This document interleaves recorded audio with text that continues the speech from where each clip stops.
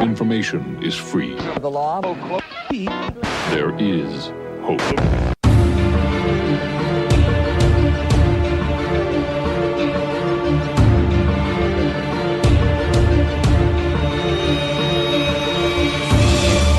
From the Cave Studio in San Diego,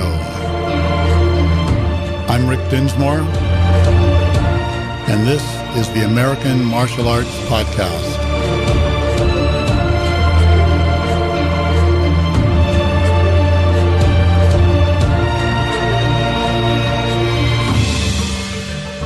We're going to have two guests with us today. First, we're going to have Sifu Chad Dinsmore join us by telephone from Seattle, Washington, and he's going to be giving us some exciting news about his latest book release. And then we're going to have our own Simu Chris Dinsmore from Kung Fu Sansu Chula Vista, who will be right here with us in the Cave Studio, talking to us about some of the special challenges that she faces teaching Kung Fu Sansu to small children. Kung Fu Sansu, as taught by Chin Su Dek, commonly known as Jimmy H. Wu, is actually pretty simple, deceptively so by its very design. Its almost magical power arises when the simple principles are perfectly applied. It is easy for modern students to be deceived, and those who have not been taught to discern the power in the elegant simplicity cannot believe that this is all there is. So they're led to search endlessly in other arts for ever more techniques to cover ever more imagined scenarios. Those nagging questions of what if this and what if that actually present false conundrums that are outside of the most basic and primary principles of our art. There's only one what if that really matters. What if you confidently apply Sansu and you do it right now? Simple does not mean easy, of course, and the unique conundrum of Sansu is that the secret of its infinite complexity is hidden in plain view. Jimmy spelled it out to us again and again, and he can be seen today on more than one video pointing it out. It is a message that has never penetrated the majority of students. Today there are very few people practicing the art who understand it, and maybe a half dozen in the whole country teaching it the way Jimmy taught it. Not the lessons, of course, lots of people have those, but the method. Sansu is not a style, Jimmy told me. It is a technique. He meant that it's a teaching method, one that has nearly been lost. Kung Fu Sansu Grandmaster Sharon Weichel said it brilliantly when she said that Kung Fu Sansu is many things, but what it is not is the techniques used to teach it. 5th degree black belt, Sifu Chad Dinsmore, first began teaching Kung Fu Sansu in Murrieta, California. Currently living, working, and teaching in Seattle, Washington, Sifu Chad is a popular instructor at our annual international seminars, and he joined us last year in Oklahoma City for a gathering of masters. Sifu Chad will be with us in a moment by telephone from Seattle to tell us about his new self-defense book. Stand by.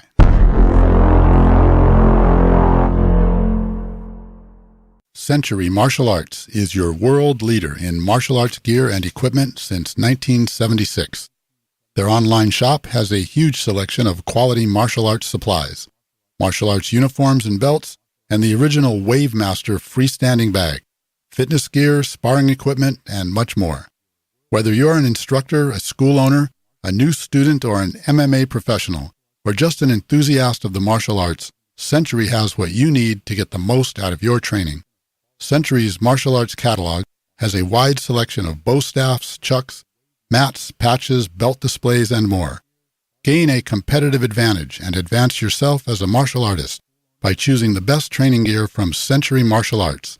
CenturyMartialArts.com. And now from Seattle, Washington, Sifu Chad Dinsmore. Sifu Chad, welcome to the American Martial Arts Show. Hey, Dad, it's great to be here. How's everything in Seattle? How's the weather? Yeah, the weather is it's still doing pretty good. Still sunny out here, and during the weekend it was unfortunately raining, but that's all right. Okay, so the big news is that you have completed a brand new book. That's right. Well, what's the name of your book? Yeah, so the name is called Modern Self-Defense, the Practical Guide to Protecting Yourself. Pretty exciting. And where can people buy this book? Well, right now it's on Amazon, and right now the Kindle version is live. The paperback and audiobook version will be coming out at the end of the month, which will be September of 2016. My personal opinion, I would definitely highly recommend the audiobook version. I found a spectacular narrator, and his name is Jason. And if you want to check the audiobook version out, you can get that at audible.com. So the book is available on Amazon, and you have an audiobook in production. That's correct. And also the paperback should be releasing in a couple weeks as well. So the same time frame, it'll be the end of September 2016. So it'll be in all three formats. People can look for the book on Amazon by the title. Yep, Modern Self-Defense. You can also type in my full name, Chad Dinsmore. I should be able to, it should come up right on the top. So is this a book for martial artists only, or is this one that would be of general interest to everyone? Yeah, so I wrote this book for both the everyday person and any martial artist of any skill level. So it's going to help both categories. And that was the goal of the book, and I definitely succeeded in that. Now, would both men and women find this book equally valuable? Yes, of course. Yes, the book is for both women and men. It's more, since we go over vital targeting and things of that nature, I wouldn't recommend to younger children. So it's more of an adult content book. Yeah, you've studied a number of different martial arts styles. Tell us a little bit about that. Yeah, sure. So, I began my martial art journey with wrestling in grade school. I did that. Later on, the hype of UFC was coming out, and as also known as MMA, mixed martial arts. So at the age of 16, I started training in mixed martial arts and boxing. At that time, as you know, Dad, you noticed that and took me under your wing and taught me Kung Fu Sansu, and on top of that, Kali and Screama. Later on, in my training of Kung Fu Sansu, I was curious to see what, the other martial art styles offered. I also wanted to know how to counter the other martial art styles in case I ever, God forbid, got into a fight with another style of martial artist. By traveling to other martial arts schools and meeting fellow martial arts artists out in the world, I was lucky enough to meet a Kajukenpo black belt. His name was John. Great guy.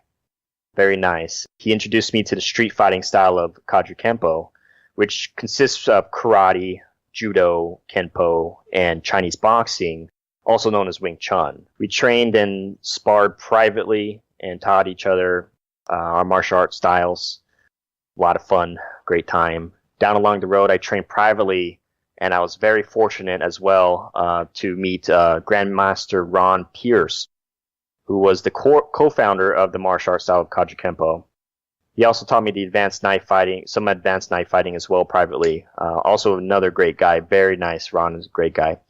Later on, down the road, I met a Japanese jiu-jitsu black belt. We exchanged ideas, sparred, and I was taught the foundations of Japanese jiu-jitsu ground fighting. It was a great experience. I also studied over 20 other martial arts styles. I wanted to know every martial art, how it worked, how I can counter it, just in case, I ever ran into, again, God forbid, another martial artist, as every martial art is definitely deadly.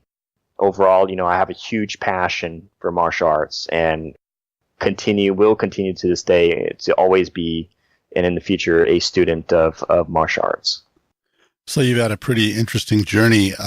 My own teacher, Jimmy H. Wu, told us that you should never make fun of another man's art because someday he may use that to kill you. That's right. Just like you taught me, you passed it down to me as well. Again, primarily my training is under you, Kung Fu Sansu, also known as Choi Li Ho, Foot Hung Ga. And to this day, that's the style I prefer to use. I got to read a pre-release copy of the book, and I found it really comprehensive. What are some of the things you cover about everyday self-defense? Well, first I want to say thank you. That was my goal. I wanted it to be as complete as possible. A practical guide. It has everything you need to know in the shortest amount of time possible. So this is not a textbook.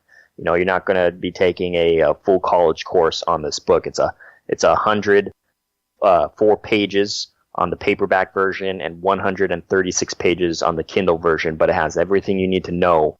I wanted to make sure that the goal of this book was to make sure that you, as the reader, will understand core aspects of street fighting and self-defense.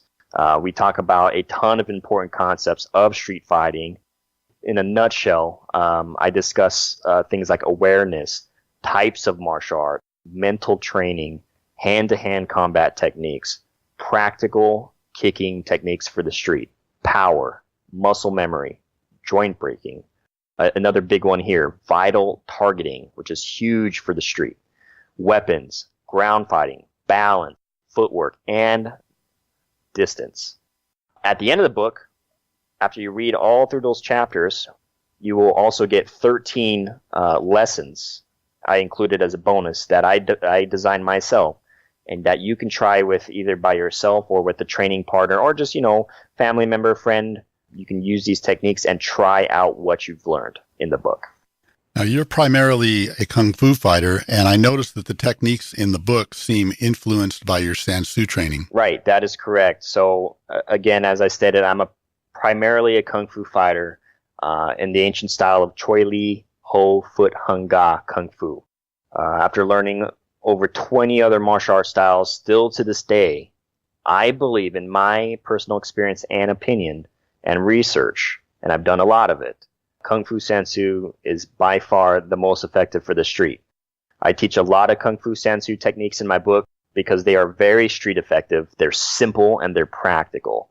And in addition, every martial art is deadly, and as we were discussing earlier, to never underestimate any martial art because one day it might kill you. Now, in your book, you really seem to make some sharp distinctions between sport fighting, street fighting, and wartime combat. How are these important to the average person? I'm glad you noticed that, because that was another big idea of the book, especially for the person that, it could apply to both. It could apply to either someone that's never tried martial arts before, right? Or it could apply to someone that's in a martial art, but they're not too sure if it's the right martial art for them. So what I do in my book, in chapter 2, is I give you the difference between the martial art styles. And the chapter is called What Martial Art Should I Choose? And there's a critical difference between sport fighting and real-world combat, street and or military styles of martial arts. I wanted to discuss the differences so the reader understands what the different styles of martial arts will provide for them. Self-defense for the street is much different than sport fighting with a referee. Remember, there are no rules in the real world and no referee. The main difference, really, to me, is that in street and military style martial arts, you aim primarily for vital target combinations rather than trying to score points. But again, every martial art is deadly. Even the sport styles, like mixed martial arts, MMA, an MMA fighter on the street will still do really good. But when you compare that to a self-defense fighter for the street, styles like Kung Fu Sansu, Krav Maga, Wing Chun, Japanese Jiu-Jitsu, Lima Lama, things, those are self-defense military street style martial arts. They have critical, crazy, lethal, vital targeting combinations that will end a person in the street within seconds. I especially like the emphasis in your book on situational awareness and avoiding trouble. That seems really important in the climate that we all live in now. That's right. The world is always changing. And as time goes on, the world has always been a dangerous place, but it seems like nowadays in the modern world, which is, again, in the title, right? Modern self-defense for today's world. That's another point in the book. This is not self-defense for 20 years ago. That totally different world 20 years ago than it is now. So the number one rule is, of course, to avoid a fight if it's possible. Because nowadays, very easy to get sued, and which can kill your career. It can drain all your money, got bankrupt, and you're in in the hole because of lawyer fees. Or it's easy to get killed. People are getting killed to this even in the safest country in the world, United States of America, people are still getting killed every day. All right, Chad. Well, the book is very interesting. I was very impressed with it. I know people are going to really like it. Tell us the name of the book again and where to get it. Sure. Thank you as well. Modern Self-Defense, The Practical Guide to Protecting Yourself. Right now it is available on Amazon.com. You can search by my name, Chad Dinsmore, or that title. And the Kindle version is currently live. And in a few weeks from now, at the end of September 2016, the audiobook version and the paperback version will be available for purchase. And again, out of all three formats, I would highly recommend the audiobook version. And you can get that at audible.com. Sifu Chad Dinsmore in Seattle, Washington. We hope to see you in January for another one of our international seminars and gathering of masters. I'm excited to be there, Dad. All right. Thanks for being with us and stay safe. Thanks. Take care.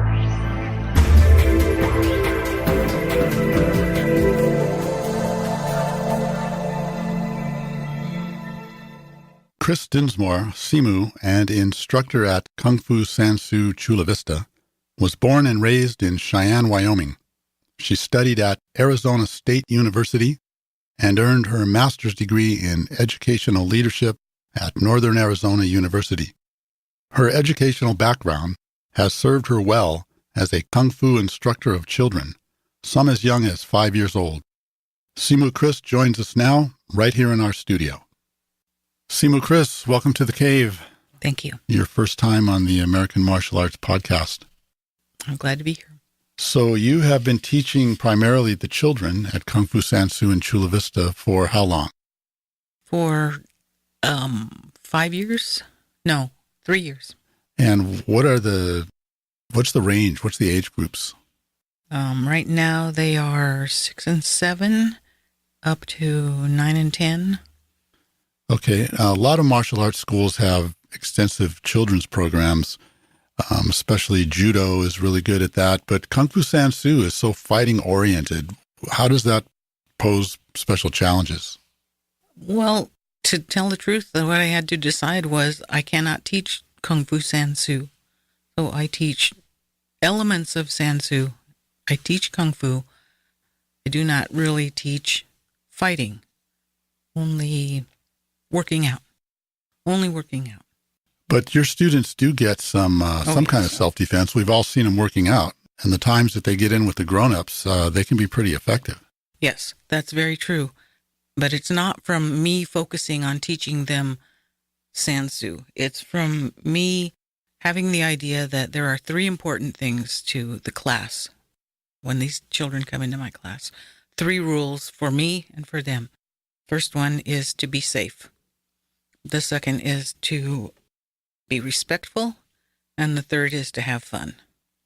And as long as we're doing all of those things within the context of Kung Fu, they do learn elements of self-defense. I'm not sure that they understand right now that that's what they're learning, but they're having fun.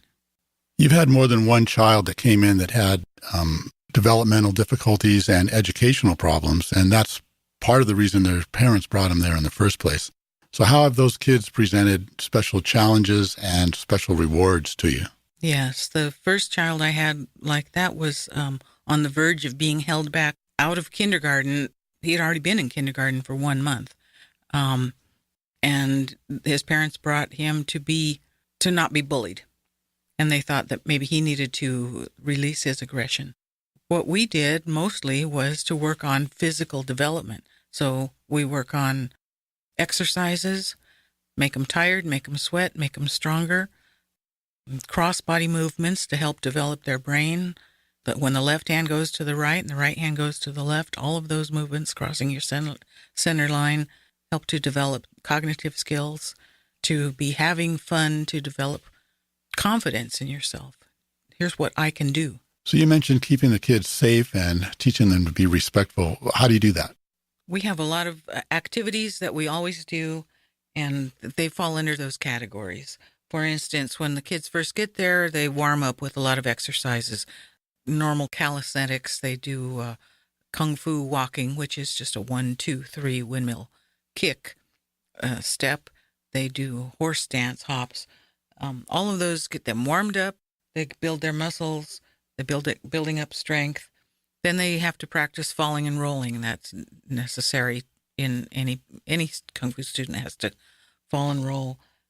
And they also have to be aware of their space. While they're doing all these exercises, they're building awareness of their own personal body space so that they're not smacking each other in the face with their windmills or crashing head on into each other on the floor.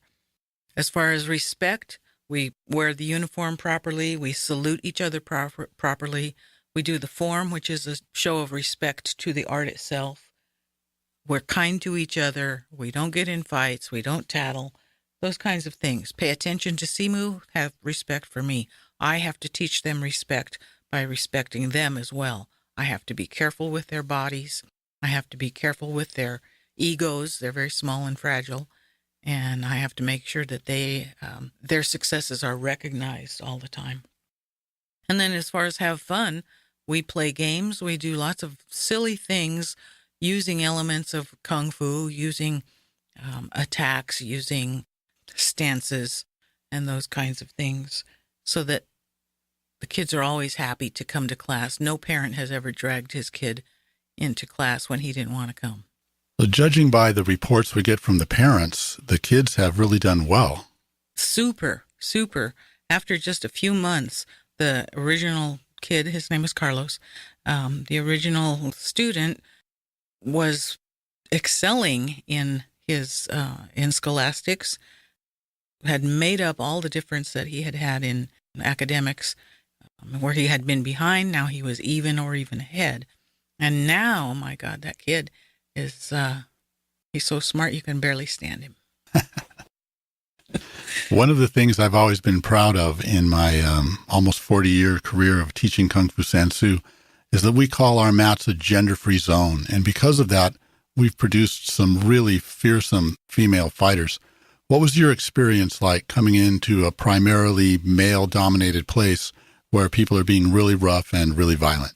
At first, I had to think about it a lot to see whether I actually fit in. And it was in the doing of it that I realized that I did. There was no more intellectual process about whether I could, as a woman, do this. It was proven to me that my body works just like everybody else's, and my body would do what the man's body would do within my personal limitations and structure and geometry.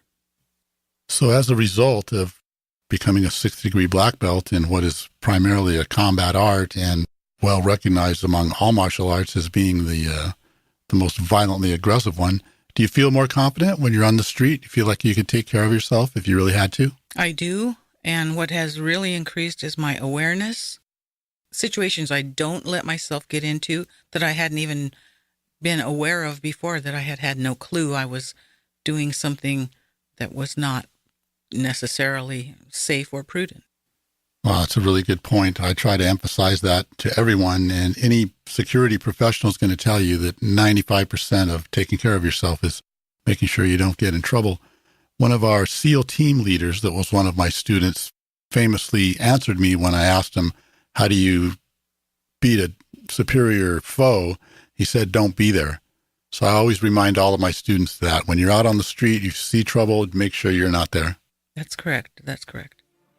All right, Simu Chris, it's been fun having you here in the cave. Very good. Thank you for having me. All right, thanks.